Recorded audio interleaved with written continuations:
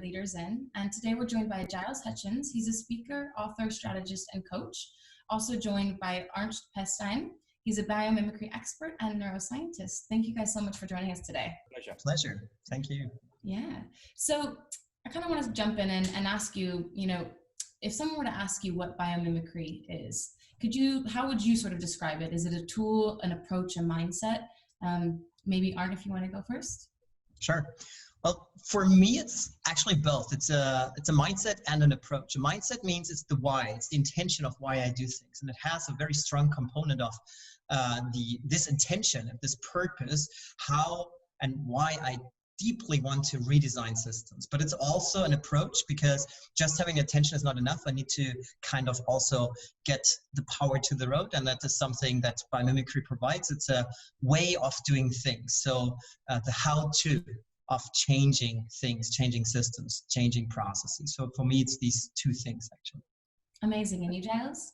Yeah, I think I will agree. It's the how and the why. I think Arndt's correct. It's the intention behind this. I mean, it's kind of two levels, if you like, of biomimicry. One is the sort of, the word itself, bios, life, mimesis, mimicking, but more than that. At one level, it could be just purely copying patterns and principles and applying them to product design, to process design. The other level, it could be more transformative, where we're actually shifting our mindset and shifting our worldview, which is the more the deeper sense of mimesis, as Janine talks about, as mentor and model and measure. So that's more where my work is applying that in terms of a mindset shift, as well as taking insight around products and services. Amazing. And so as you both tap into biomimicry, you both kind of have slightly different approaches to it. So Arndt, you go for a more hybrid approach, and Giles, yours is more around systems thinking. Could you both describe what you consider to be your particular take on biomimicry and how you apply it to your work? Maybe Giles, you want to go first? Okay, well, it's probably a bit more than systems thinking, in that even systems thinking can sometimes be mechanistic, sort of mapping the system out there. So the work the phrase I like is kind of ecosystemic awareness. So we're sort of shifting from looking at nature and trying to sort of ascertain certain things from nature and then projecting them onto something else, to actually connecting and being with living systems. Mm-hmm. And that is then an ecosystemic awareness.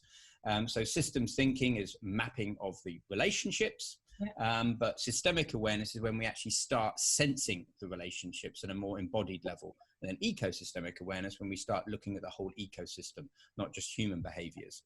So my shift really is around that, looking at the developmental psychology that is involved in making that shift from being separate from nature and a mechanistic lens that sees bits and bytes and reduces things down and sees the organization as a machine, to actually allowing the organization to become a living, vibrant system that is inspired by nature, is inspired by living systems.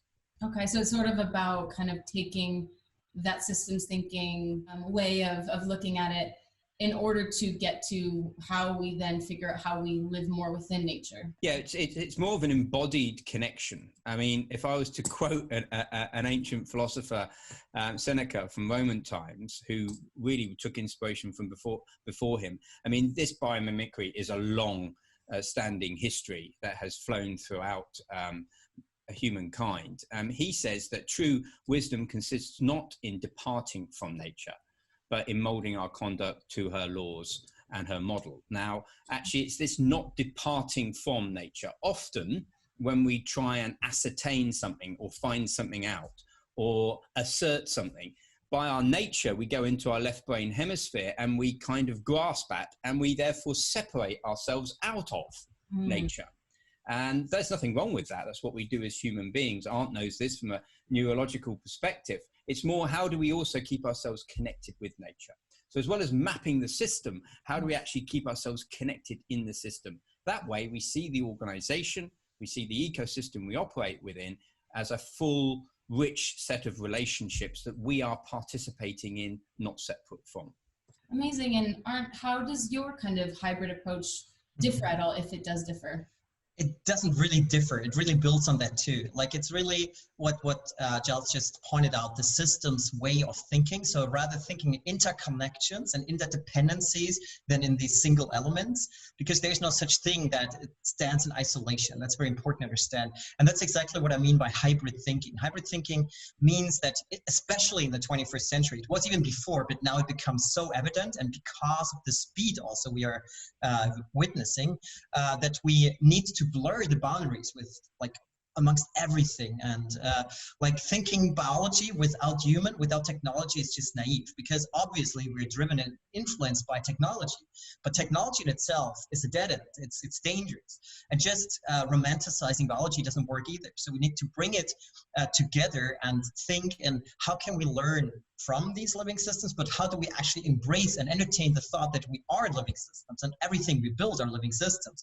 And if we design accordingly, if we act accordingly, then we're way ahead of what we have built in the last century. And just to give an example, and this is also what drives my work, this is really driven by principles, just like Giles also said.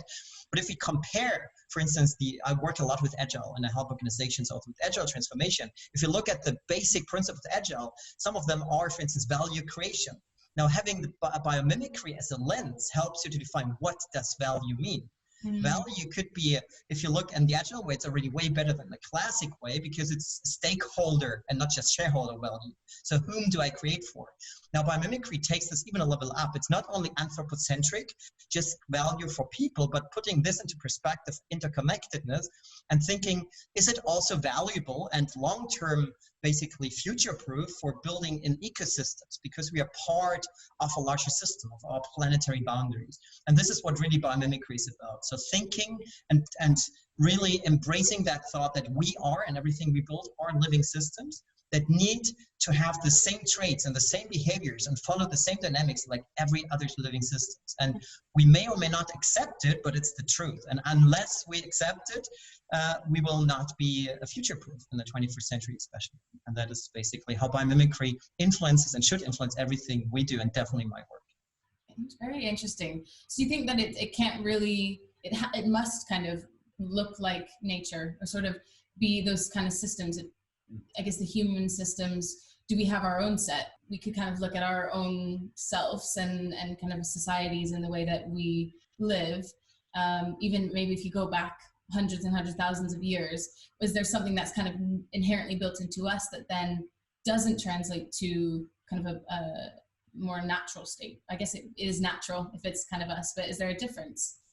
Well, the difference was that in the past, things were more like way slower and felt like more under control. And the effects we had were much minor, like compared to what we have now. What we do now is at a scale, in speed, in dimension, in potential that is unprecedented in human history. And that we have to consider. So whatever we do has a much larger impact than we had centuries ago. Plus, back then, we were way more connected to nature because we lived outside. We were exposed to these things. And we had wisdom and a knowledge that got lost. If we look in indigenous people, for instance, they have a lot of knowledge. And we basically, these are threatened, these people, because we destroy their environments, again, for the greed of economy for the most part. And this is dangerous because they have a lot of wisdom, a lot of knowledge, a lot of things that are really useful to redesign our systems for the better. And combining these two worlds, it's not one or the other. It's not a fight of two systems. It's really rethinking what are the merits of what we've created in the past, let's say even last 200 years during industrialization and enlightenment, but what are the limits of our planet, and how can we converge these two things to create something better and have a new humanism and new planetary consciousness and all these kind of things. Very interesting. So Arndt, you know, as you're kind of talking about your hybrid approach, I know that you mentioned in your kind of personal video that you felt like biomimicry couldn't completely work on its own. You said it kind of had flaws and biases. So is there any context in which you could see it working on its own? Yeah, well, absolutely so, because biomimicry is not an end in itself, right? It's a means to an end. It's the means to design, to come up with better systems that are integrated, that are working, that are alive. So, and that is, I think, the biggest shortcoming of biomimicry and the biomimicry community. And that's why we don't see so many things fly as technically could, because It's like many other disciplines, by the way. We brand it, we think it's a great thing, and we see it as a holy grail, and it never works. Design thinking is not working itself. Biomimicry is not working itself. Agile is not working itself. They are all tools or approaches that need to be combined. And that's also this hybrid thinking that I'm talking about, and that's a way that integrates things. We are humans, so we have to work with the power of our mind. We work by vision, by narratives, by stories that spark people's creativity and bring people together. That's one thing. So visioning, having a strong strategy, and bringing people together, people's minds and hearts, is a very, very important part, but also based on values. And this is where biomimicry comes in. What kind of future do we want to live in? What kind of future do we want to inherit? This is fundamental for a good design, but also for taking an effort and a concerted effort to design the future. And then we need to get to a level where we empower people. And this is where a lot of psychology, as Giles mentioned, or also leadership issues and neuroscience comes in. How do we make people change makers, that once they believe in something they want to go for, that they are the best version of themselves? And then we need to get them together to collaborate. So this is where we need agile methods. This is where we need all these things to bring people together to create value in an iterative, experimental way, because we live in a VUCA, complex, unpredictable world. So we need to trial and error. And that, again, is an approach that nature uses. And finally, and that's the fourth aspect of hybrid thinking, we need, of course, business strategy, but in a new way of thinking, circular economy thinking, a value creation, abundance concept over scarcity. So these are entirely new dynamics and an entire new DNA of how organizations will be future-proof and work, which is adding value for people and planet and creating something out of an abundance and not creating an artificial scarcity to get a business running that is maybe already outdated. So this is how it works in basically in connection with other approaches. And Giles, do you kind of feel similar, or if not, why not? Well, I thought it was very interesting how Arndt said, that really, Agile isn't working, design thinking isn't working, biomimicry isn't working in their own sort of ways. And what we're seeing here is a kind of convergence of wanting to draw upon all of these. I mean, a lot of this is a confluencing, bringing together that is coming to a threshold. And we're seeing this threshold happening in all aspects of society. The whole of Western civilization, really, whether it be medicine, whether it be transportation, whether it be politics. Things are breaking down and flickering and hopefully going into a breakthrough phase. And so things like design thinking and agile and biomimicry are all contributing to that, yet on their own can still be quite mechanistic. What really gives them the depth and enables them to cross that threshold is a shift in consciousness. And that's why a lot of the work I do, whilst it's organizational development, is also personal development. It's people in the organization changing and shifting their worldview that helps drive the cultural change. There's a lot of work out there in this space. I mean, Otto Scharmer's work, for instance, at the Presidency Institute is very good. Frederick Laloux's work around teal evolutionary. And what we've done in regenerative leadership, my latest book, is bring together a lot of those different threads so we can show how all of them contribute to a shift in worldview. If you don't have that shift in consciousness, then what happens is you apply biomimicry as a tool, or you apply Agile as a kind of tool to kind of soup up your organization. The organization is still seen as the machine. We're still trying to manage it as a fast car or whatever the analogy, rather than recognizing it's a living system, and that living system is full of messy, unpredictable, bottom-up, emergent human relationships that we all participate in, whether it be the chat next to the coffee machine, down the corridor, over Zoom, seeing people's lives when they're on Zoom into people's living rooms. And COVID, in a way, has helped bring out the potential opportunity to make a change, to challenge the status quo, and dip over the other side of the threshold, which, by the way, is very natural. It's very human. It's who we really are. Yeah. This isn't something new. This is actually just coming back and revealing more of our natural humanity.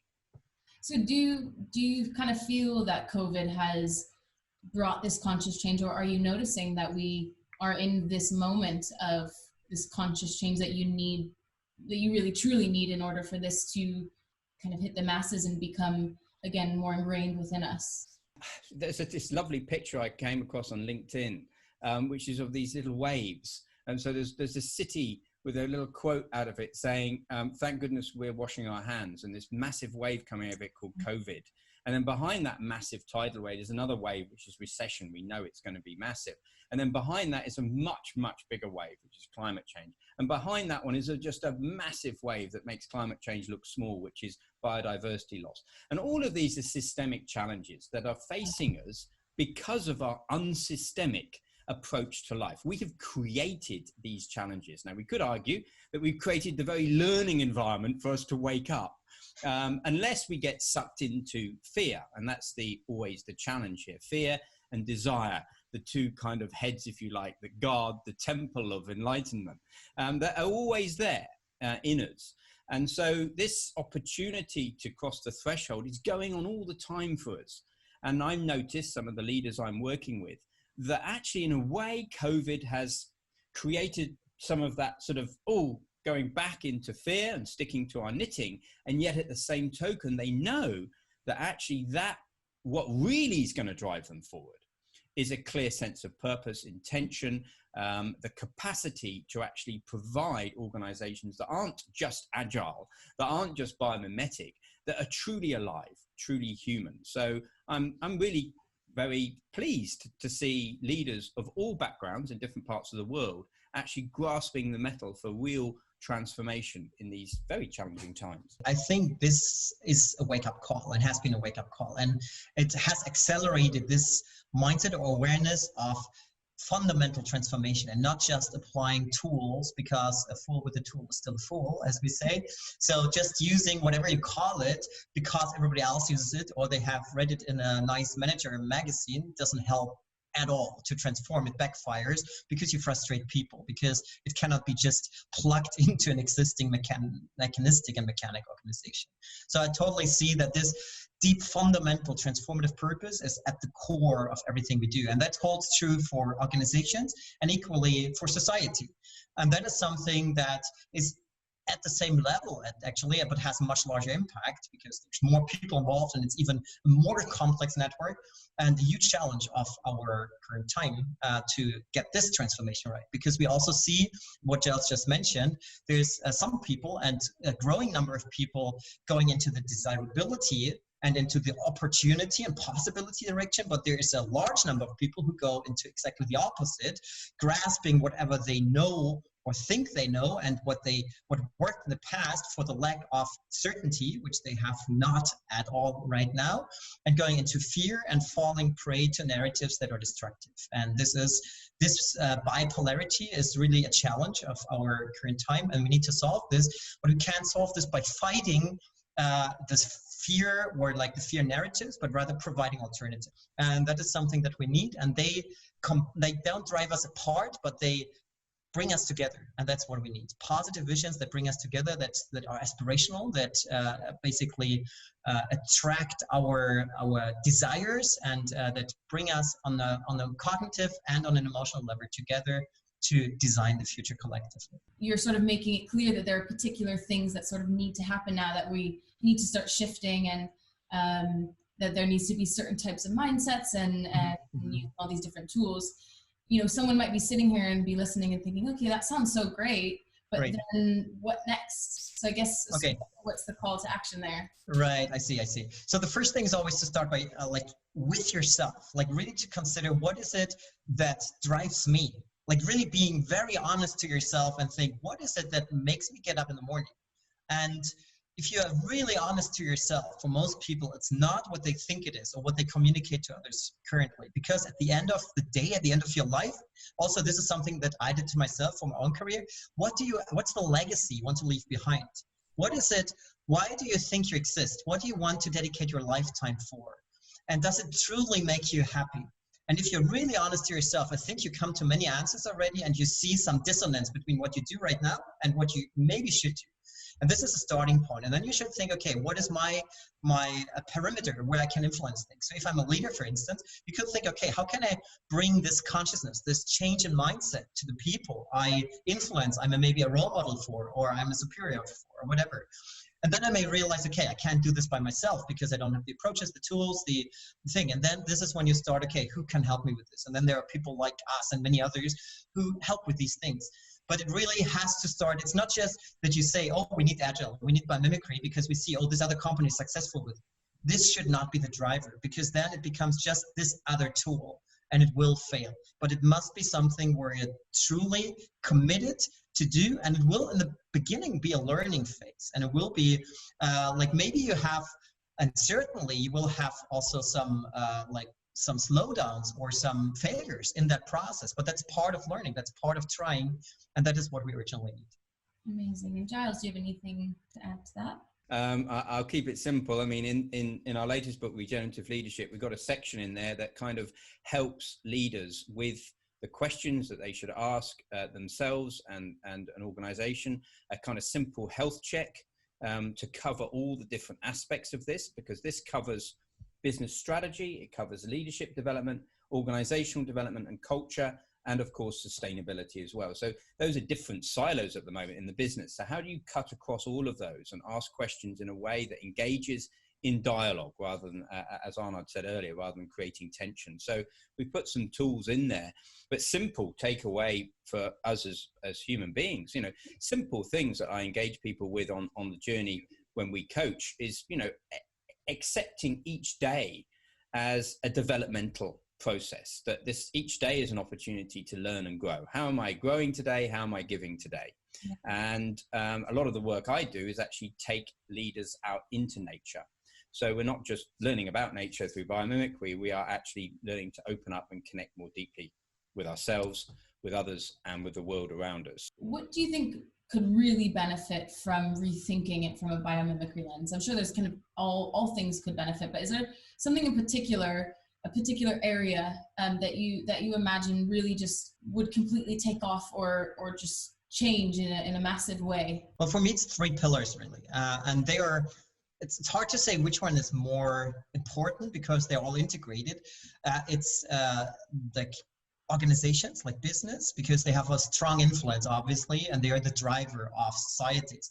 But it's society as well, because this is how people are connected, how they engage in their families, small and big, and communities.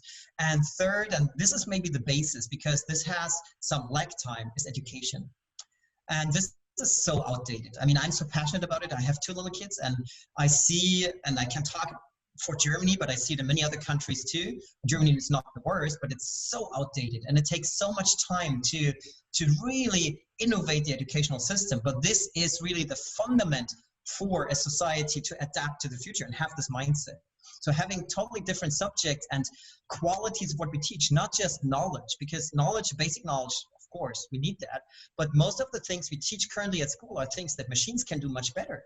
We need these interpersonal skills. We need this connectedness to nature. We need systems thinking, critical thinking, empathy work, all these things, understanding myself, self-reflection, leadership skills, these things, and collaboration. So if we could learn anything in all these 3, in education, in economy, and in society, it's about collaborating, building everything we build on abundance and not on scarcity, because the world runs on abundance and for the most part on collaborative win-win relationships. That doesn't exclude competition in some way, obviously. So it's not romanticizing the notion. Also nature, you don't only find collaboration, but it's much more abundant than we thought in the past, because we had a bias in science also, how we interpreted living systems, also based from Darwin's work in a time that was heavily influenced by competitive mindset. So you also read data and you're shaped by your interpretation, by the way you live.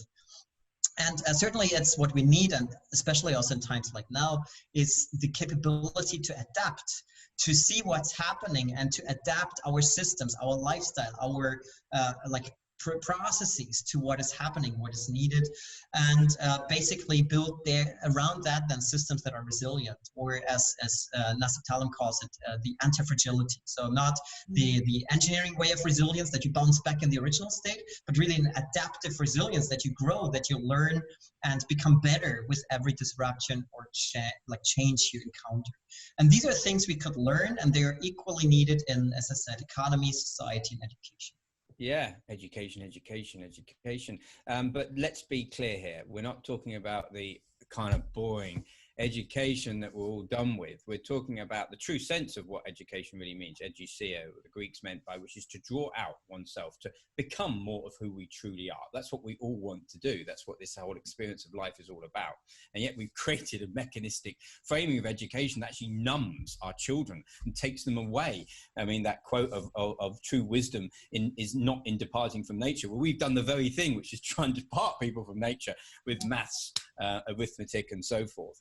Now, that's not to say that we don't need those skills. We do, but we're building on what Arndt has just said. You know, how do we encourage people to think and feel more holistically?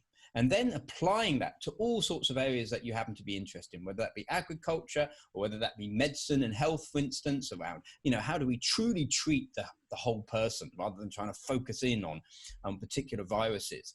How do we bring that holistic thinking to leadership? My particular area, if I was to respond to your question and had to choose one thing, then I would choose leadership, only because that's where I've chosen to focus my energy. That's not to say that someone focusing on children, it isn't more important. It probably is, but that's my little skill set. And I feel that leadership, I've seen as a child how dominant the business mindset is in shaping the future. And so I sort of vowed to myself, when I saw the problems of civilization when I was a kid, to get involved in business so I could help transform business in some way and create cracks of light, so that when kids grow up in the world, it's not that they're having to conform into something, but actually there's space for them to actually realize that business is fundamentally just about trying to create a better life for us. That's what it's fundamentally meant to be about, creating real value. I love that. I, to be honest, didn't even think that would come up, and it makes so much sense, because it's harder to start, you know, way later in life and make a change when, you know, you can start teaching people at a young age how to think, how to feel, how to, you know, reflect. So it's an amazing note from both of you. So, you know, this is a little bit of a touch on to Arndt. I know you talk a lot about the need for technology, including kind of other areas, but there is this kind of deep belief that technology will save us, combined with the continuous pursuit of economic growth and a lack of systems thinking, seems to make it difficult for us to move towards sustainability with the speed and urgency that's required. So, you know, it seems sometimes that there's an unintended side effect of technology that gives us kind of an illusion of being in control, and sometimes deepens the disconnect from nature. We seem to use technology mostly to control nature. So what kind of lessons of you know, nature and biomimicry can nature and biomimicry offer that can help change that mindset? Yeah, well, what you say is absolutely true. So technology has only accelerated and aggravated the effects, or basically the negative effects and consequences of the human mindset, which was already limited and exploitative before, but this new digital and exponential technologies accelerate the impact and the speed by which this happens.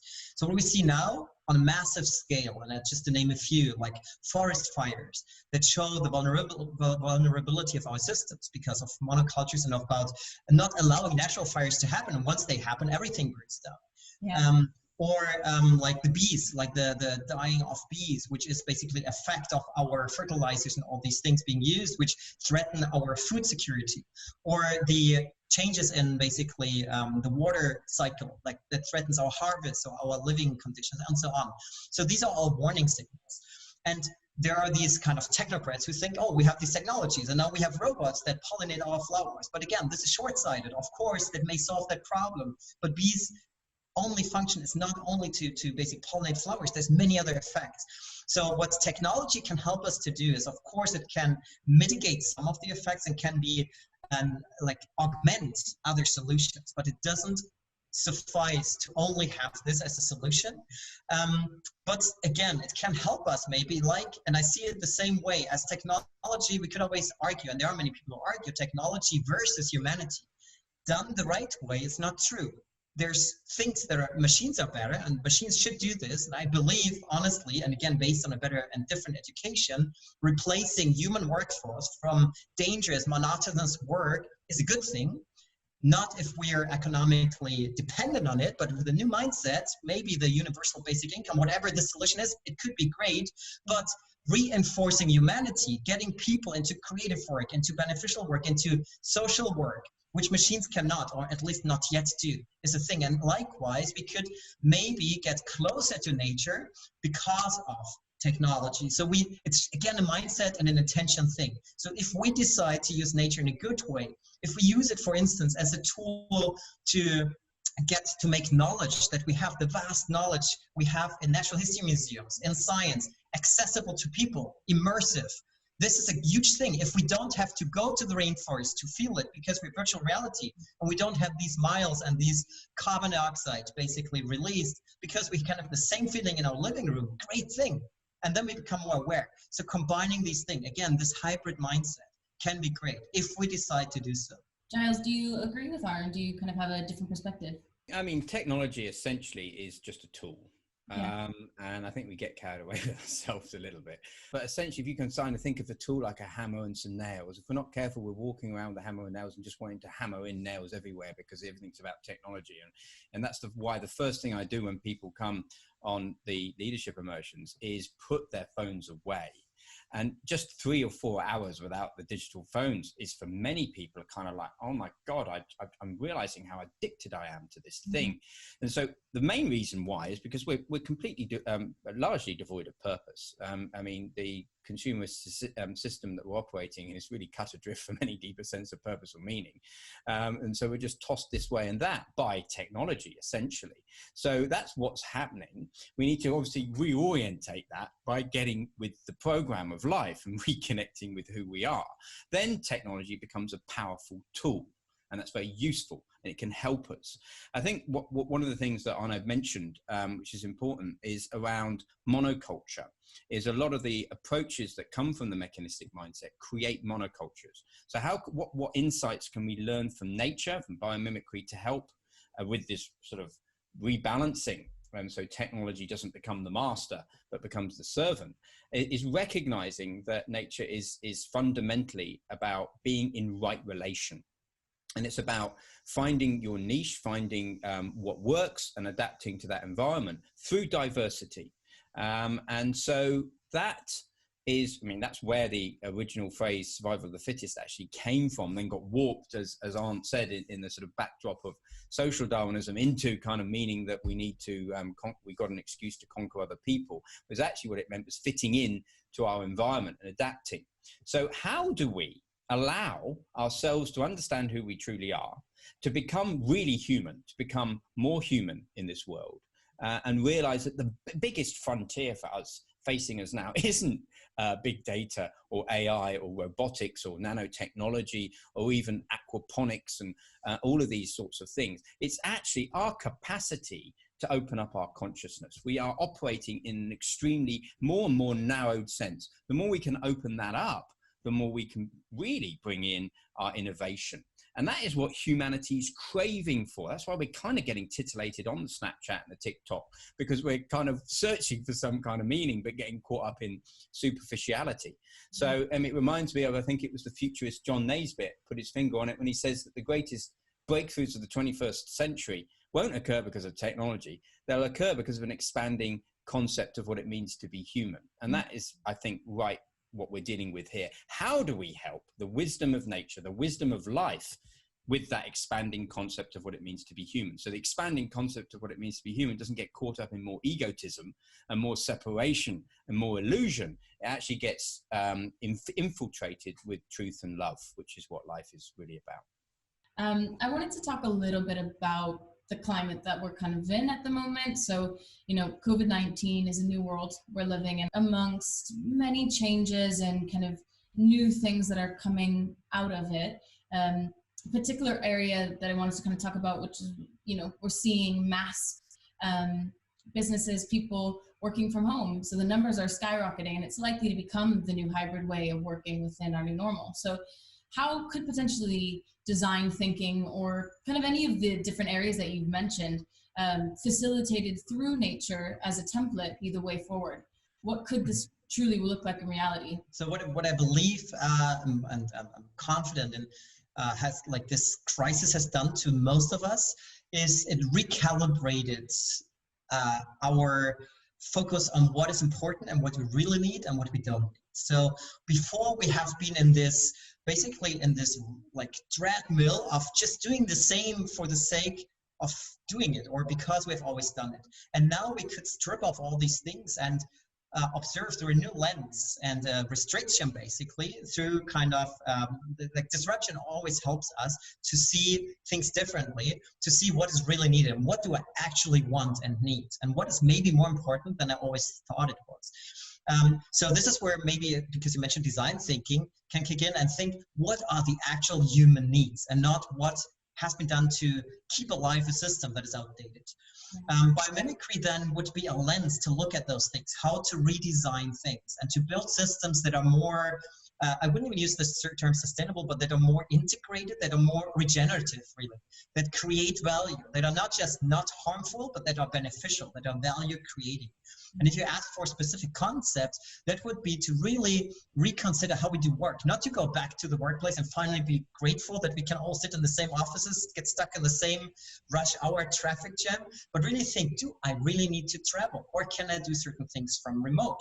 Do we, and this goes further than that, not just avoiding maybe traffic and commuting, but thinking, do workplaces really have to be at one space that everybody needs to travel? Can we have these kind of integrated thinking in our cities? So a more diversified neighborhood where living, working, production, food production, and all these things are going together. So really building ecosystems and not just silos within the city.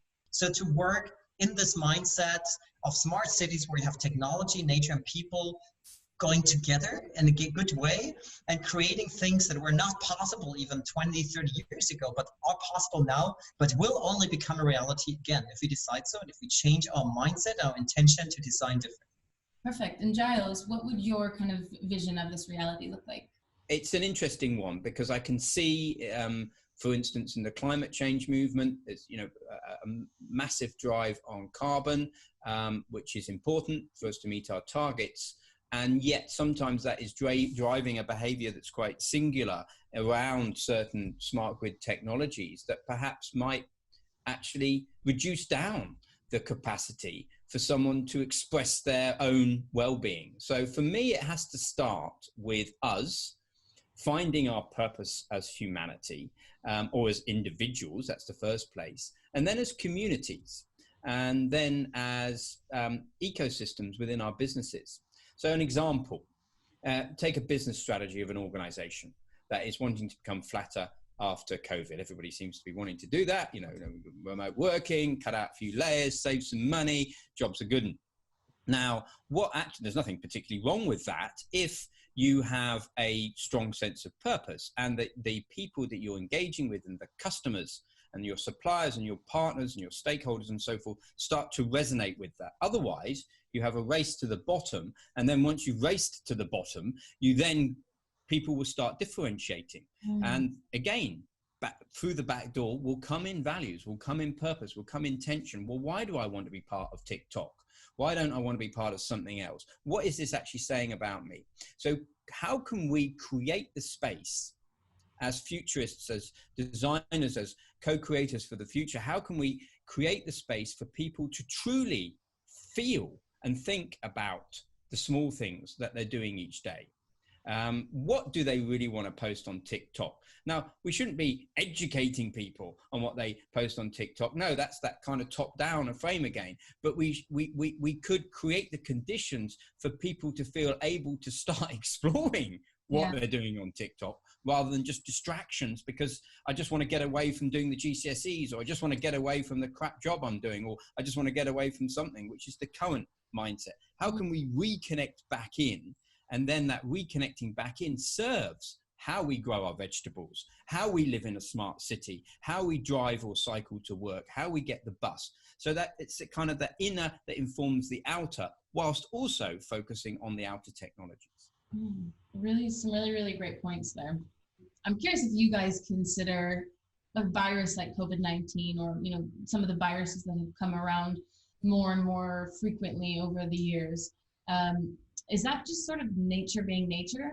We talk about this natural selection in nature. Is this kind of the process that we're seeing, or do you think it's actually maybe a bit more man-made? Well, there is no intention in nature. So it's all, things are happening because of like functional or like interdependency. Certain things come up and they have an effect on the system. And yes, there is always an adaptation or not. So it's a trial and error process, and it's basically showing what works and what doesn't work under the current conditions. And there is a concept that's called Gaia Theory, which considers the whole planet as a living system because it's all interconnected. And there's a there are nested systems, and they're all dependent on each other and influencing each other. And if you do one thing, of course, it affects something else. Yeah. And this is something that COVID-19 and anything else that may come, or also these climate catastrophes we see here and there, are things that are partially influenced by men, partially caused by men, partially not necessarily caused or influenced by men, but affecting men and to humankind. And what it shows is basically that whether or not our systems are able to cope with it. And this is then this selection you're talking about, of course, this puts us under pressure. And then the present and the future will tell if we can cope with that pressure and if we learn from these things to adapt. If we don't, I mean, the planet will not die from what we do, most likely. It takes a really hard thing to do, like a really massive thing. I mean, if we use atomic bombs, maybe, but not even then, maybe. But the planet will survive, but we will do serious damage to ourselves, first and foremost, and to many other species that we see dying already now, obviously. So the question is, are we able to cope with it and preempt things that may happen and are likely to happen from what we see now? And basically learning and adopting this planetary thinking that we can, to some extent, influence and have influenced, mostly negatively, our planetary health, and that we need to reconsider whatever we do in order to sustain planetary health and prevent worse things from happening.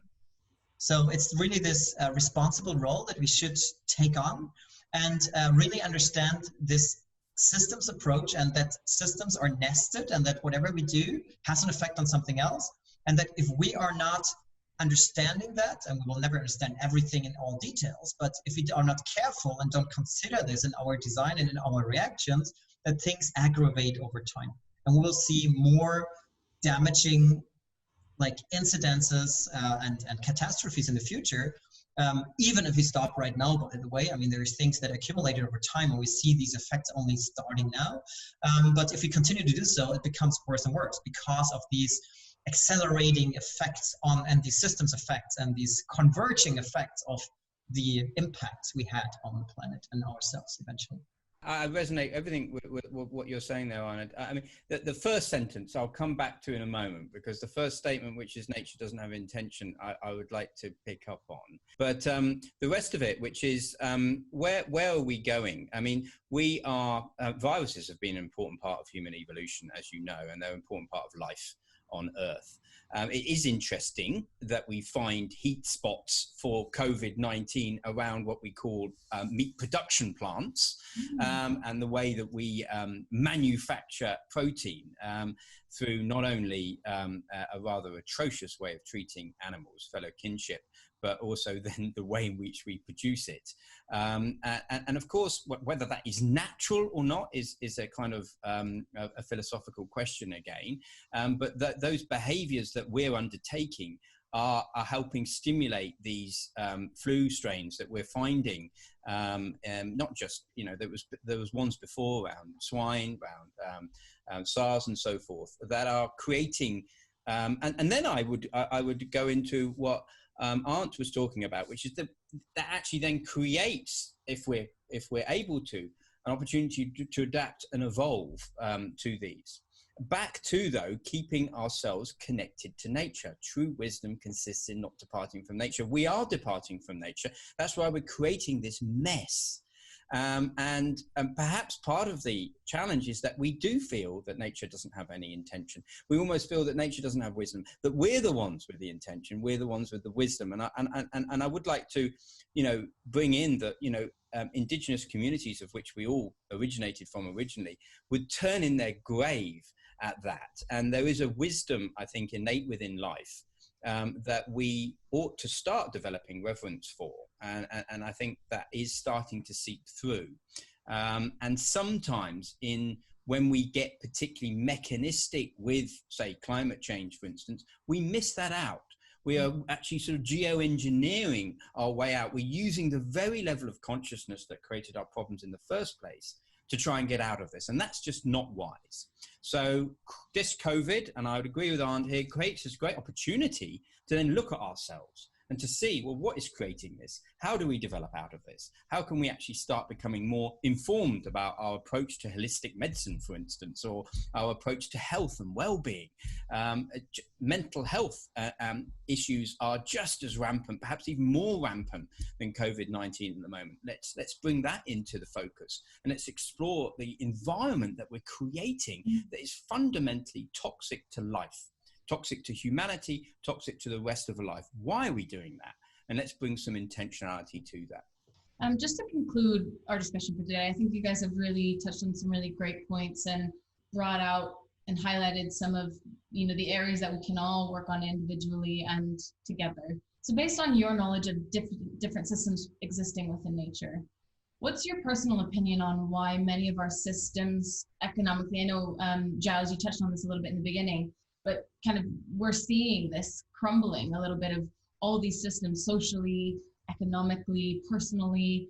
As it starts to crumble, what is your vision for the future if we ideally use biomimicry as a basis for that new world? It's like really a massive transformation in mindset and perception of who we are and what we built should be like. If you look in and you ask why most of the systems crumble or are challenged right now, it's because they were built for stability. They were built for maximization. The narrative is really a machine narrative, a mechanistic one, and it's built on efficiency. So it's about performance, efficiency, and these are all the old terms we used in the 20th century. What we need now, and these systems cannot survive in an environment that is constantly changing, that is unpredictable, uncontrollable. These systems can simply not work. Systems theory and like every theory in science we know tells us it's impossible to work. The systems that work in this world we're living in, by the way, have always lived in. It was just not as evident as it's now.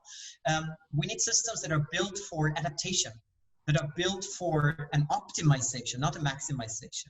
So the narrative here is the living system, a living organism, not the machine anymore. And it's not about efficiency first and foremost, but it's about effectiveness. And then, of course, there might be efficiency drives within effectiveness. But first, I need to ask myself, am I doing the right thing? Before I think, how can I make this thing faster or better? Because if I do the wrong thing faster, I just accelerate the negative impact I have. So these are really the shift, the fundamental shift we need. But that being said, it's not easy, because if you are like an organization or a leader in a fixed mindset and you are convinced or basically base your position, your reason of being, your like all your status in that old control mindset, you may have a very hard time to shift. And it takes courage, it takes time, and it really takes also the willingness to move that and entire organizations into these new narratives.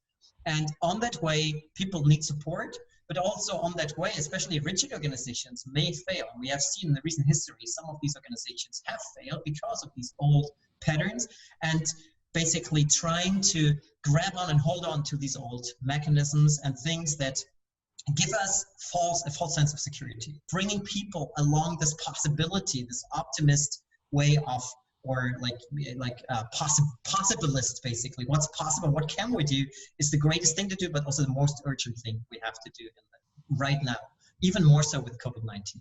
Yeah, I love it. Thank you, Arndt. I love this optimism and polymath of bringing all these different things together. It's exactly what we need. And you're dead right. A lot of this is about control and about ego. And it's the same with sort of personal development as it is with organizational development and systemic development, is this process of the old dying or hospicing whilst the new is birthing through is really painful. And we're going through that. Yet it's an extremely exciting time as well, because there's a lot of potential that is being unleashed. Yet, so, you know, that's the sort of the time that we're in, a hospicing of the old whilst a midwifing, birthing pains of the new. And, you know, the only thing I'd probably add is let's also have compassion for the old. for what is dying and what it has provided, what it has given us in this world today, because there's a lot of good that's come out of that mechanistic thinking, but now we can sort of move through it and move beyond it rather than being contained by it. We can take the learning from the hammer and the nails and the machine thinking and then move into a much more adaptive, much more systemic way of operating. So yeah, just to add in how we can be compassionate to leaders that are struggling and sort of drifting back into scarcity mindset that can happen in all of us. Perfect. That is a great way to end it off. I really, really appreciate your guys' insights and thoughts and opinions around this. And hopefully, you know, we see in the future some of these things kind of coming to life. Thank you guys so much. I really appreciate it. Thanks, Jordan. And great, Giles. Great conversation. Thank you. Yeah, thank you both. I loved it. Thank you.